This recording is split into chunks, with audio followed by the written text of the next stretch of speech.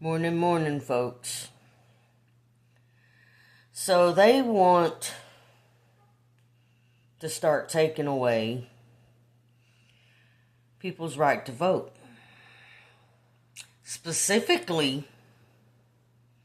the African Americans. Okay. Cool.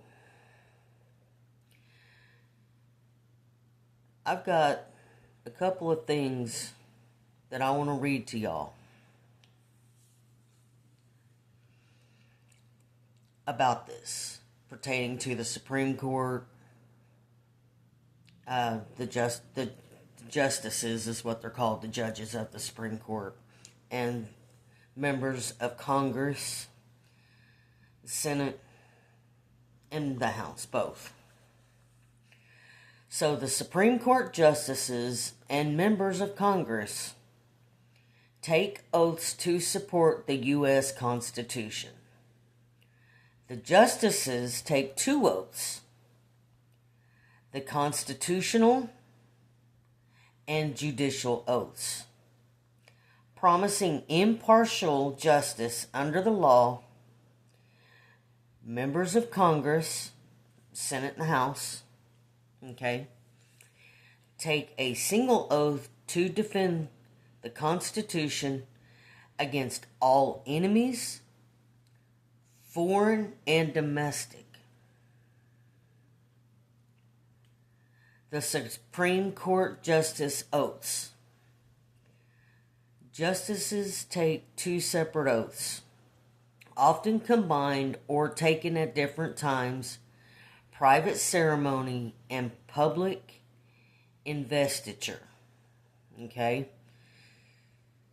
So, the Constitutional Oath, Article 6, taken by all federal officials to support the Constitution.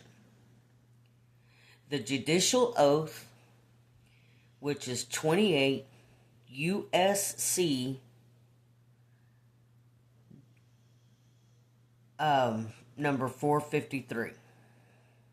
Then they state their name, do solemnly swear or affirm that I will administer justice without respect to persons and do equal rights to the poor and to the rich, and that I will faithfully and impartially discharge and perform all the duties incumbent upon me. Then they give the title: under the Constitution and laws of the United States, so help me God. Okay?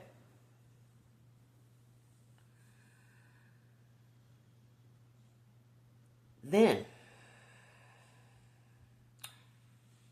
we're going to go to the Constitution that they swore an oath to. And we're going to talk about Amendment 15, which talks about voting rights of blacks, of African Americans. The 15th Amendment was ratified February 3rd of 1870. Before this amendment was ratified, it was a rule. Once a rule has been ratified, it is written into law, according to the United States Constitution. Section 1. The right of the citizens of the United States to vote shall not be denied or abridged by the United States or by any state on account of race, color, or previous condition of servitude. The Congress shall have the power to enforce this article by appropriate legislation.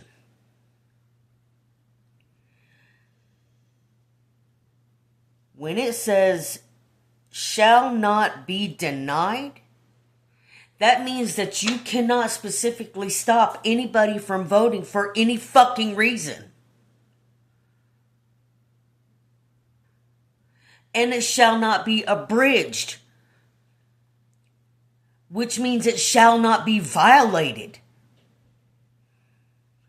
Just saying. What the hell's wrong with y'all? I hope this makes its way somehow to the Supreme Court justices and to the damn Congress. And even furthermore, to Donald Trump.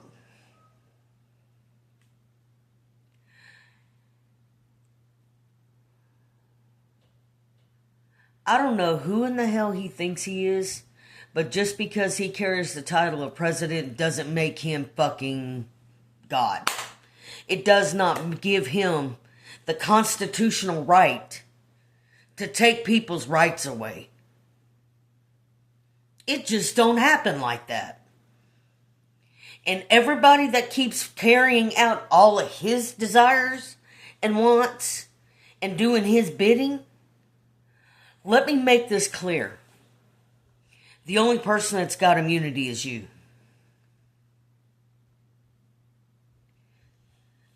Trump. He's the only one that's got immunity. Everybody else below him and around him, y'all don't have immunity.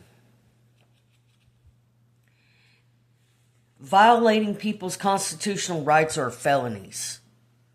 And because we all know, everybody, we all know that if you're convicted of a felony crime that blankets the United States felonies, he's going to pardon you. But you see, here's the kicker. Everybody is starting to charge and convict people on state felonies. He can't pardon you on a state felony. Sorry, not sorry. Sucks to be you.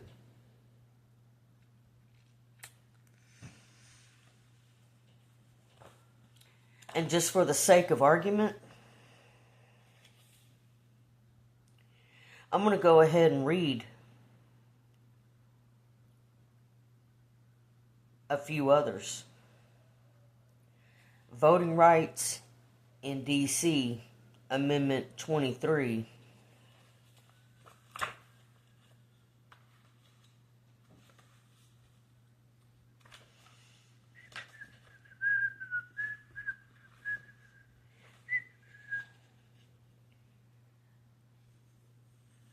Okay. The 23rd Amendment was ratified March 29th, 1961. This is during the Civil Rights Movement era. The district constituting the seat of the government of the United States shall appoint in each manner as the Congress may direct. A number of electors of president and vice president and equal to the whole number of senators and representatives in Congress to which the district would be entitled if it were a state, but in no event more than the last populous state. They shall be in addition to those appointed by the state, but they shall be considered for the purpose of the election of the president and vice president, and be electors appointed by the state, and they shall meet in the district and perform such duties as provided by the 12th Article of Amendment. 12th Article of the Amendment. The Congress shall have the power to enforce this article by appropriate legislation. Okay?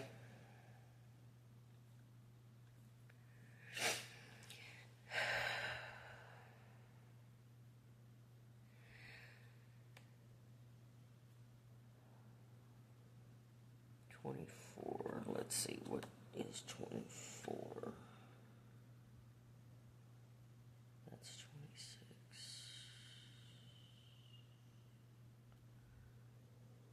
We'll come back to voting rights of women and 18-year-olds. Okay, so I'm going to go ahead and read this one right quick. Amendment 24 was ratified January 23rd of 1964. This was right after the Civil Rights Movement.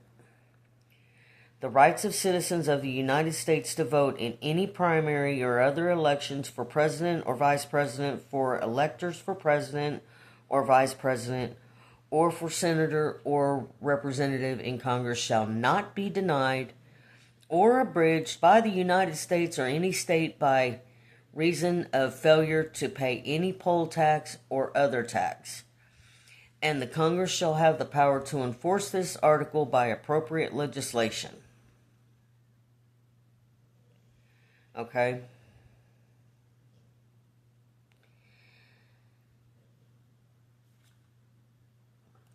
Then,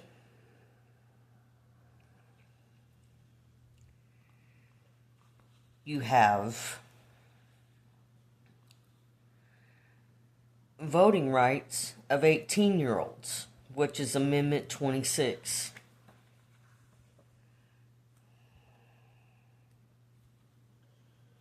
Page was that?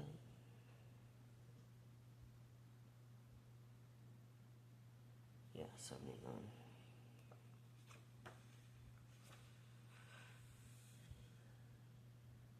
The 26th Amendment was ratified July 1st, 1971. Section 1 says, the right of citizens of the United States who are 18 years of age or older to vote shall not be denied or abridged by the United States or by any state on account of age. And once again, Section 2, the Congress shall have the power to enforce this article by appropriate legislation, which means you have to still adhere by the oath that you took to the United States Constitution. 18 years of age or older to vote shall not be denied or abridged by the United States or by any state on account of age.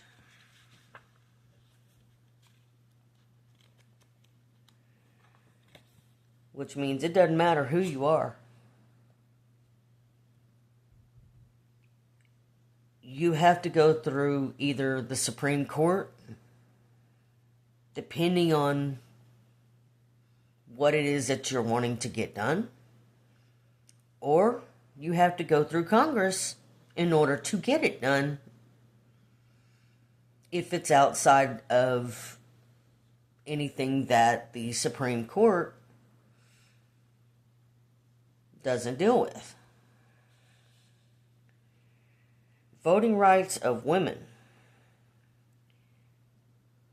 Amendment 19. That's 72. Okay.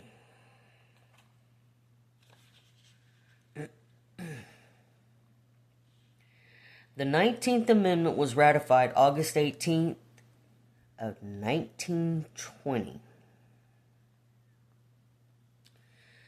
The right of citizens of the United States to vote shall not be denied or abridged by the United States or by any state on account of sex. Congress shall have the power to enforce this article by appropriate legislation. So again, the vote shall not be denied or abridged by the United States or by any state on account of sex. Which means African American women, women of the Spaniard descent, women of the Asian, Puerto Rican, Cuban, Asian, Russian, Ukrainian, Iranian, Haitian, anyone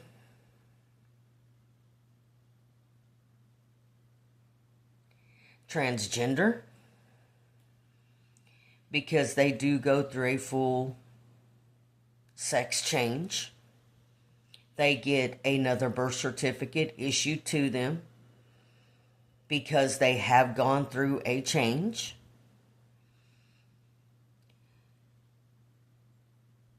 Legally cannot be discriminated against. And this is exactly what in the fuck is happening.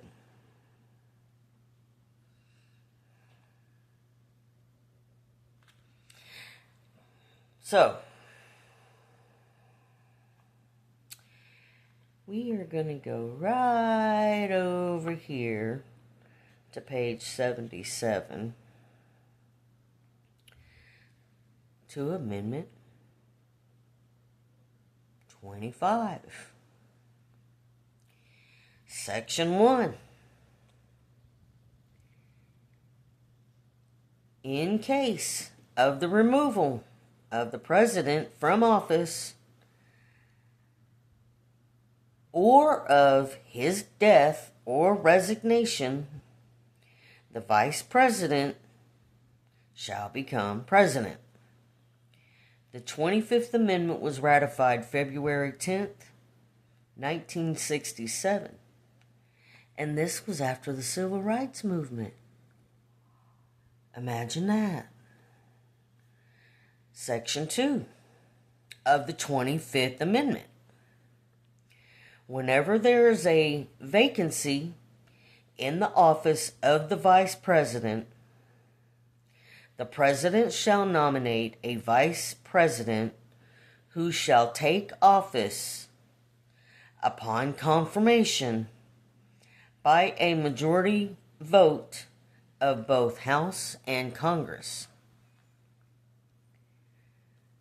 Section 3.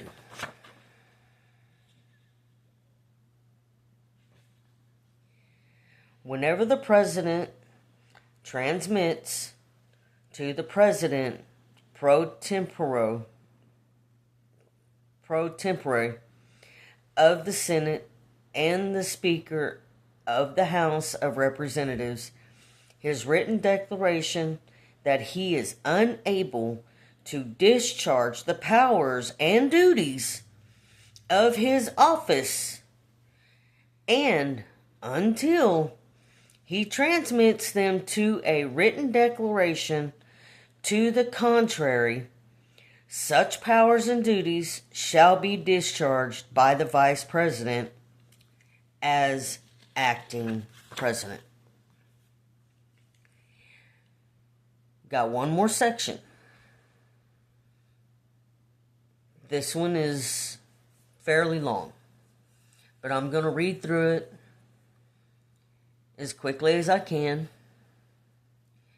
And it says, whenever the Vice President and the majority of either the principal and officers of the executive department or of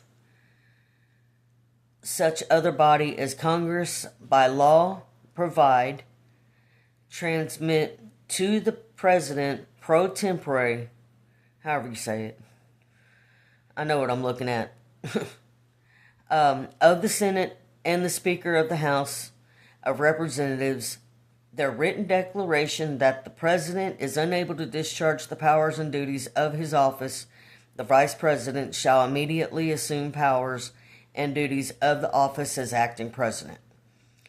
Thereafter, when the President transmit to the President pro tempore of the Senate and the Speaker of the House of Representatives his written declaration that no inability exists, he shall resume the powers and duties of his office unless the Vice President and a majority of either the principal officers of the executive department or of such other body as Congress may by law provide transmit within 4 days to the President pro tempore of the Senate and the Speaker of the House of Representatives the written declaration that the President is unable to discharge the powers and duties of his office. Thereupon, Congress shall decide the issue, assembling within 48 hours for the purpose if not in session. If the Congress within 21 days after receipt of the letter written declaration, or if Congress is not in session within 21 days after Congress is required to assemble, determines 2/3 vote of both House that the President is unable to discharge the powers and duties of his office, the Vice President shall continue to discharge the same as acting President. Otherwise, the President shall resume the powers and duties of his office. Okay, so whenever the Vice President and the majority of either the principal officer of the executive department or of such other body as Congress may by law provide transmit to the President pro tempore of the Senate and the Speaker of the House of Representatives their written declaration that the President is unable to discharge the powers and duties of his office, the Vice President shall immediately assume powers and duties of the office as acting President. Okay, that is the first paragraph of Section 4. To me, this sounds like Congress can pull rank and go on ahead and have J.D. Vance take over. Now, I don't like the idea of J.D. taking over. He's supposed to be different president, but the same vibe. He's supposed to be, everybody believes that he's going to be doing the same damn thing that Donald Trump is doing. So J.D. Vance, he really needs to think about that. Okay? Because I'm going to tell you straight up, full stop, doesn't matter if you're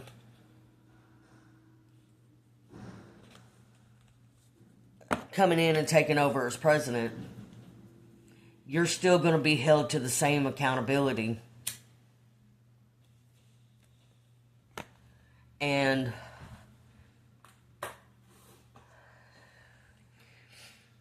you can still be put under Article 25 or Article 2, Section 4, which will remove you and him. All civil servants may not be able to do it all at the exact same time, but shit rolls downhill. And one at a time, you can be gotten out. So, just for the sake of argument, you really, truthfully, genuinely might want to reconsider doing anything that Donald Trump was doing. And just for the sake of argument,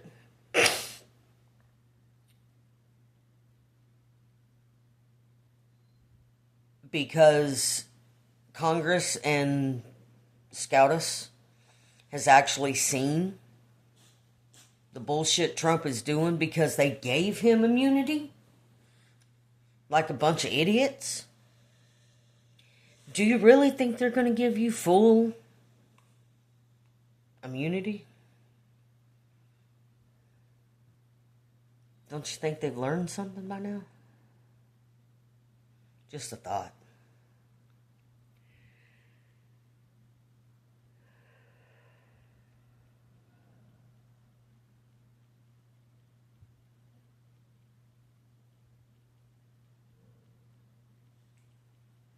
Um,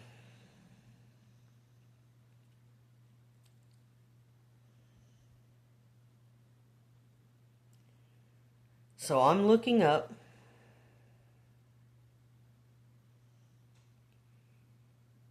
how if Congress can pull rank and remove the president. It says yes, Congress can remove a president through a two-step impeachment and conviction process for treason, bribery, or other high crimes and misdemeanors. The House impeachments with a simple majority, and the Senate must convict with a two-thirds vote. It is a political, not criminal process designed as a check on power. Well, they fucked up a long time ago not keeping check. Like, real talk. You got your own kids in your house not wanting to follow the rules or do what they're supposed to do or do their chores or do what their mom or dad tells them to do. You got to check on your kids. There's still disciplinary that goes on. Impeachment, House of Representatives, the House initiates proceedings investigating and drafting articles of impeachment. A simple majority vote passes these articles officially impeaching the president. Trial and conviction through Senate. The Senate conducts a trial presided over by the Chief Justice of the Supreme Court. A two-thirds majority vote of the Senate is required to convict and remove the president. Key aspects of removal. Impeachable offenses.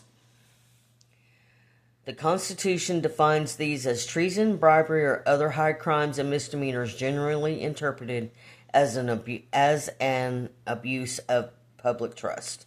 Oh, he's absolutely abused trust. Trust is gone, bro. Trust is gone. That shit went out the fucking window and down the shitter. I'm just saying. Rather you like the way I say it or choose to say it. Oh well, too bad. And the consequences, if convicted, the president is immediately removed from office. The Senate may also vote to disqualify them for holding future offices. Well, see, here's the thing with that.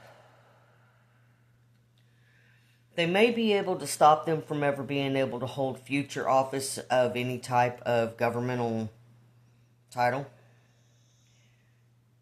Donald Trump is 80 years old, June 14th. Okay? He's 80. Psychologically, I'm going to tell you, homeboy checked out. He needs his hard drive checked. And anybody that doesn't enforce that and doesn't enforce and make him turn over his medical records, that's just as good as being complicit in what he's doing. You need to get your hard drive checked too. I don't care if you're a judge or a member of Congress. I really don't care. Look what the hell he's doing to our country. He took away the voting rights of African Americans. And I know we got some African American judges. I know we got some African Americans in the Congress. Okay? And if you think that it's not going to affect you because you are a part of the government, you better guess again. Just because you're a part of the government doesn't mean that you're no longer African American. Okay? I'm disgusted with this. This is bullshit. Genuinely, I have no clue how in the hell y'all pass anything like that, or how the other people that's in Congress, whether you're Democrat, independent, non-political, I psychologically, emotionally, educationally, I seriously have no understanding how you allow this to happen. This ain't okay. You have no morals. You have no values. You have no conscience. You know the price of everything and the value of nothing. And when it gets to that point, you don't even have any respect for yourself, your kids, your children, your grandchildren, your great-grandkids, your aunt, your brother, your sister, your cousin, nobody. Your neighbor.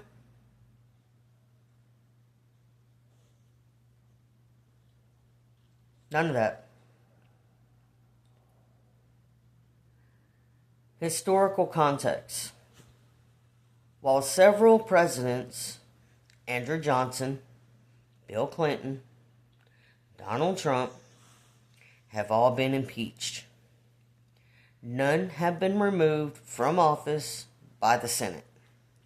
I guess it's time for somebody to pull their head out of their ass and remove this motherfucker. I just seen a news article where people are calling for a revolution. This ain't a game. This ain't a joke. Y'all work for us. Y'all work for the people. Our tax dollars pays your asses. And we pay you to do a job and comply with the goddamn Constitution of the United States of America. That's what we pay you for. And to uphold the law. Am I angry? You betcha. Am I okay with this? Absolutely not. You ought to be ashamed of yourself for allowing this to happen. Every one of you that voted for this and allowed this to happen, you are an absolute disgrace, not only to the Constitution, but to the United States of America, our country, to the people of our country, and to your family. You are absolutely sickening.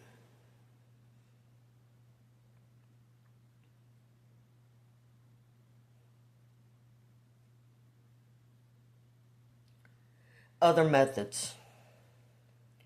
The 25th Amendment, Congress, in conjunction with the Vice President and Cabinet, can remove a president deemed unable to discharge their powers and duties. If the president contests, Congress must decide with a 2/3 vote in both houses. Congress cannot remove a president simply due to policy disagreements or unpopularity. It requires proof of wrongdoing. Guess what? All the wrongdoing is in your face. I'm in your face. And the rest of the people of the United States are in your face.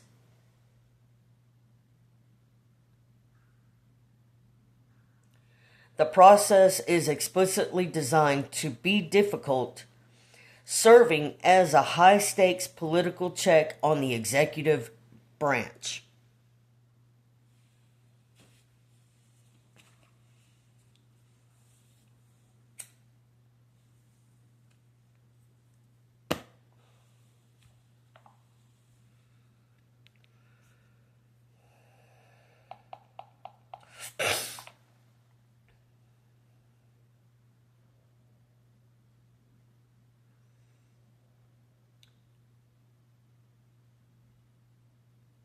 This is absolutely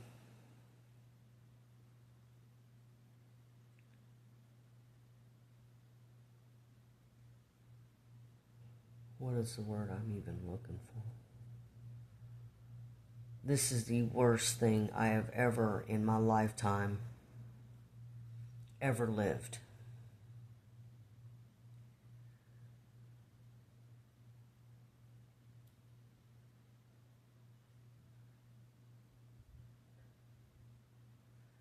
I don't know how you people live with yourself. All of you that put this through to stop the African American people from being able to vote. How? You know what? I don't even care how. I don't care how you live with yourself. I hope you don't sleep a damn wink at night. I hope you don't sleep sound at all.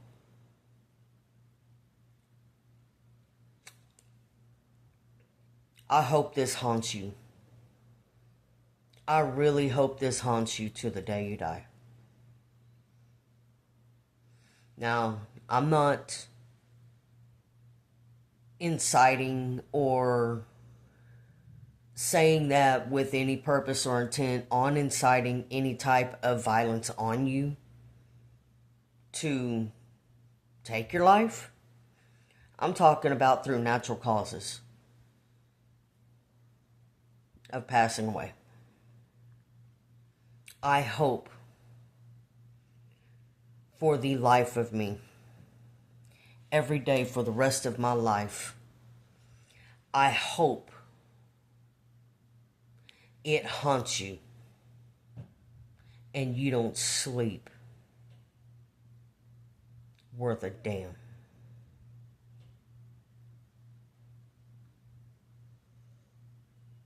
At all. They even canceled all the voting in Louisiana under a bullshit, over a bullshit emergency.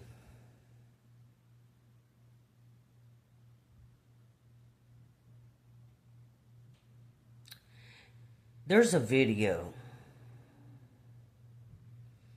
of Trump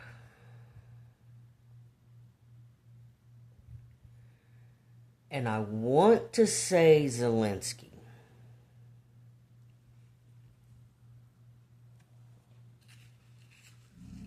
I believe it was Zelensky.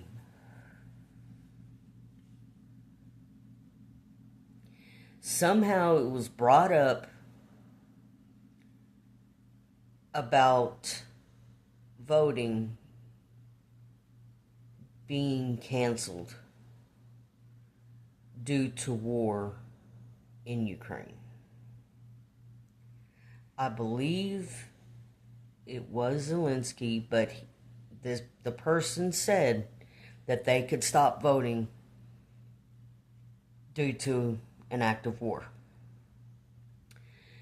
Watching Trump when this was said, you damn near literally could see the light bulb come on over his head. He said, "Oh, really? Oh." Trump is going to do everything he can to keep as many wars going as he can possibly keep going. The Iranian war. Real talk, I don't think it's going to stop. I genuinely do believe that he is intentionally going to keep it going past midterms. Okay? Just so he can try to stop the voting. Because he knows that he has created so much instability and chaos and financial debt to the American people.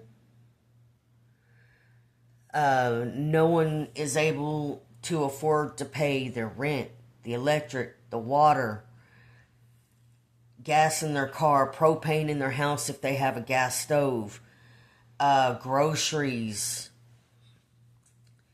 medication, medical insurance. People are losing their homes. People are being evicted from the apartment they have. Housing assistance rent is going up. He's trying to get rid of the Social Security that pays these people that are disabled or retired, that uses that money to help put forth for rent to keep a roof over their head. And the jackass has made it illegal to be homeless, but he's trying to make it so damn expensive that you can't afford a place to fucking live. And then y'all are wondering about all of these warehouses that they're coming up with that is supposedly for immigration. No, bitch. Wake the fuck up. No. Where the hell do you think he's going to put everybody that ends up homeless? Because he's purposely trying to make people that are middle class and poor homeless so he can try to get rid of them.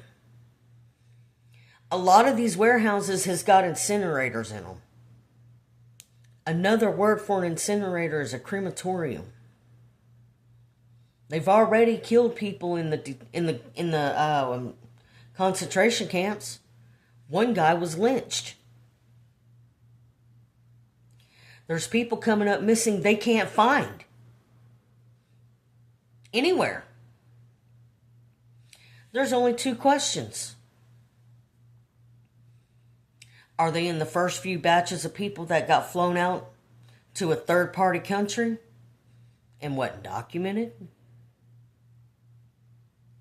Or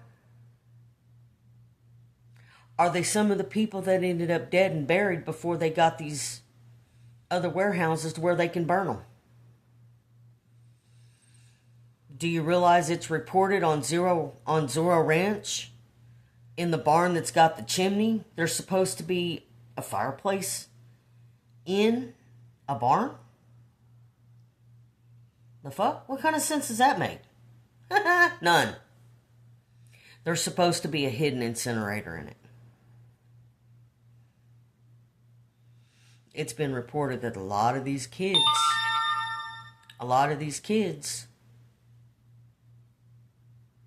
were killed. Supposedly buried. As far as I know of 2 girls that they found at the foothills of the mountains out at Zorro. 2 foreign girls. Probably Swiss. Jeffrey Epstein had a thing for Swiss blonde, blue-eyed girls. Just saying. Do I know that to be a fact? No. I'm just saying it's a possibility because Epstein owns Zorro Ranch. And they were choked to death through a BDSM type of SA encounter. You know, when I was 9 or 10 years old, my hair was very, very blonde. It was real close to being white, and I had blue eyes. I had the olive colored complexion.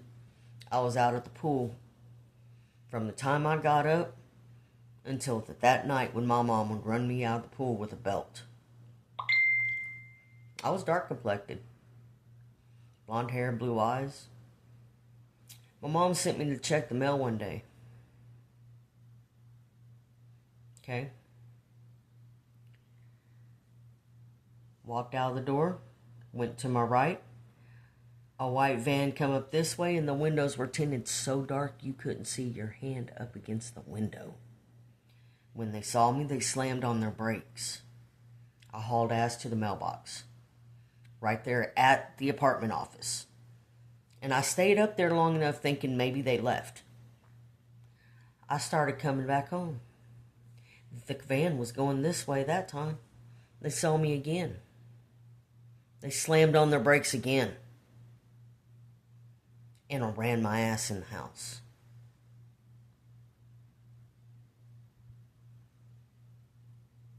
This shit ain't funny. It's very, very scary. Very scary.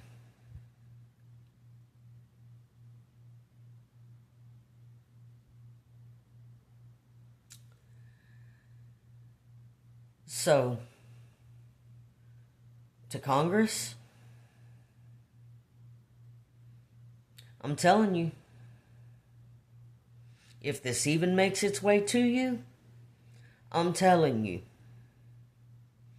it really is in your own best interest to get that son of a bitch out of the White House.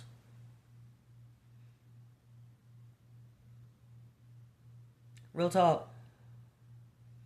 This ain't a game, this ain't a joke, and I'm not talking to hear my head rattle. I'm seriously warning people.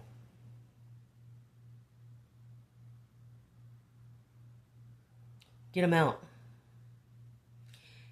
That ballroom, that ain't for entertainment. Think about it. He's putting a hospital underneath the White House. He's talking about his safety and security. A national threat. A national emergency on his life. He refuses to leave.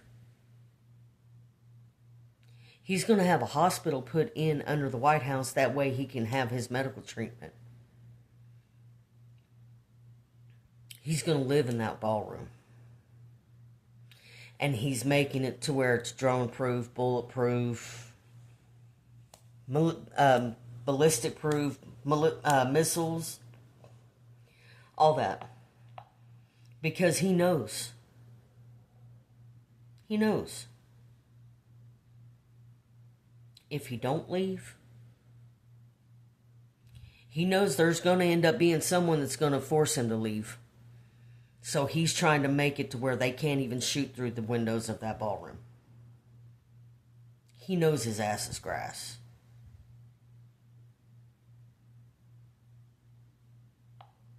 I'm just being honest.